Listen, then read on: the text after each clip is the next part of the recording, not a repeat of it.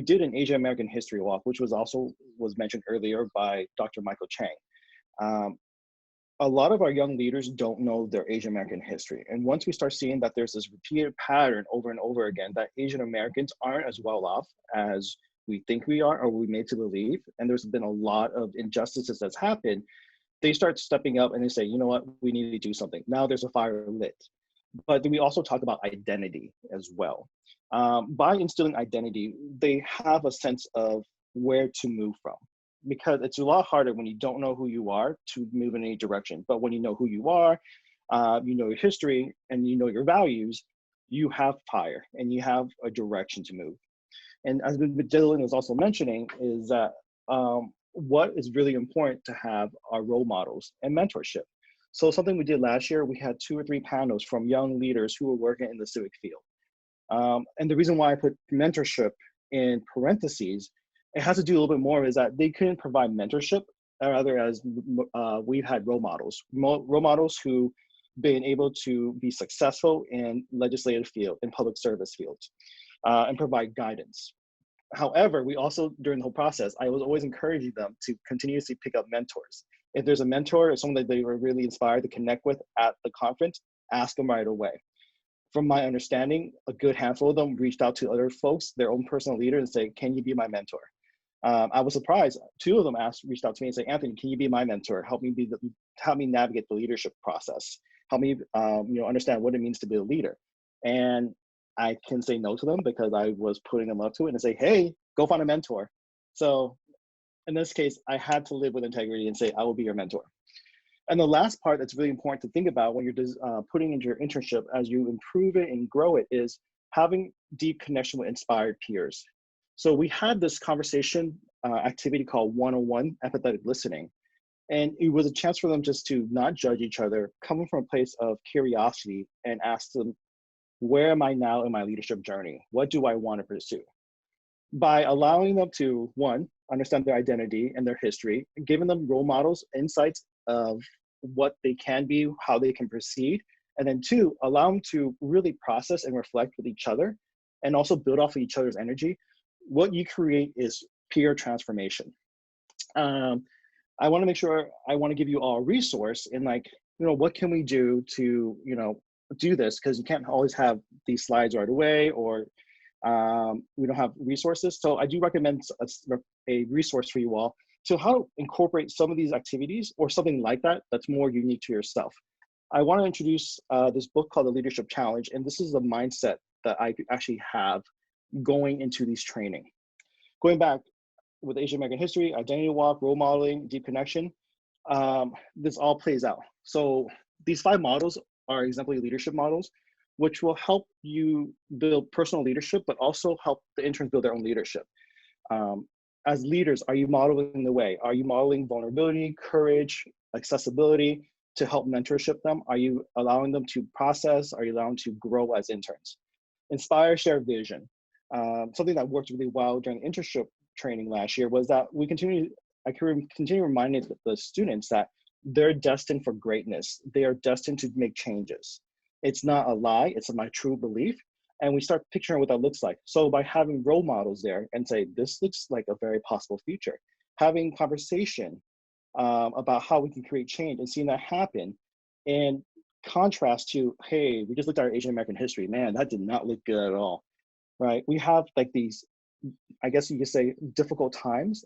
And then you have an example of these beautiful features with these mentors and role models and these our peers working together to create something. Guess what? You now have more fire.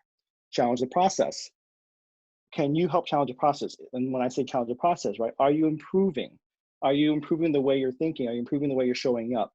Dylan, what a good example is that he continued to challenge what is possible for him.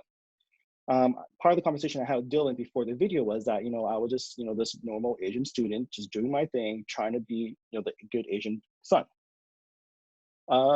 He challenged the process and what it really means to be Asian American in America today. He challenged it. He did a pivot. A lot of people who step away from Harvard to go to Columbia to pursue public policy with the vision to change the world, he's challenging the process of what it means to be Asian American, like a good Asian American son.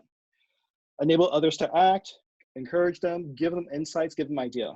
Now, there's some people who believe that leadership is, you need to be resourceful, you have to have the initiative first. I will tell you now that the younger generation, they're struggling they're struggling to figure out how to think, how to process, because they've been told what to do all their life. And then one day they graduate from high school, by the way, and they go to college. High school, they're asking for permission to use the restroom. The next day, you need to learn how to get a job and be an adult. You need to help them by enabling them to act. In this case, mentorship, guide them through the process. How can they make decisions? And we're thinking, well, Anthony, the decision-making of going to the bathroom is small. Yes, but Dylan gave an example of, hey, there are corruption. Who do I go to? Who can I talk to? And for guidance. A lot of the younger folks in the generation is they don't have someone to go to because they don't have the trust or they don't have access to leaders. If we are to invest in the future and create and design a leadership program or design a leadership component in helping our interns grow, is we need to help build a capacity to, or pre-prioritize, let me phrase that, to enable them to act with leadership and with courage. And which leads to the next part is, how do we engage them to act from the most authentic part of themselves? I read a history books before. History books was nice, you get to hear data. I did my AP tests in the past and I was like, great, I got this really good score, I got an A. The difference between a history book and the Asian American History Walk was that they get to walk and experience their own history. And by engaging them, encourage them to look at some of the more harder parts of our history, our identity, and our challenges, we also have the ability now to also encourage them to be courageous, to create change for themselves. And so this is something I want to offer as a way to say, hey, you want to design a leadership program? Take a look at this. This will help give you a model to help transform your leadership pipeline, your students, to creating big changes. These mindsets are very important because if I were to do these programs and I just said, I want to just do it for the sake of doing it, my results would not be that great. But the idea is that I want to create leaders, right? By being a model for them, giving them a vision, helping them inspire them to share a vision, helping them be inspired to share a vision, challenge the process, and helping them grow, create meaningful change, remind them, encourage them to act without taking away too much of their ability to act as adults. You want to encourage them, but there's a balance for that. And the last part is most important. I really believe this is that you need to encourage the heart, encourage the courage, help them practice courage, help them practice vulnerability, help them practice authenticity. And what you then have, right, is transformation. So with that said, thank you. This is a framework just to guide you all. And this framework has given to me has given me the best results compared to other counterparts I've had who've done other leadership programs. My resource to offer is, the Leadership Challenge book. And you can also reach out to me at anthonylay@apollo.org. Thank you.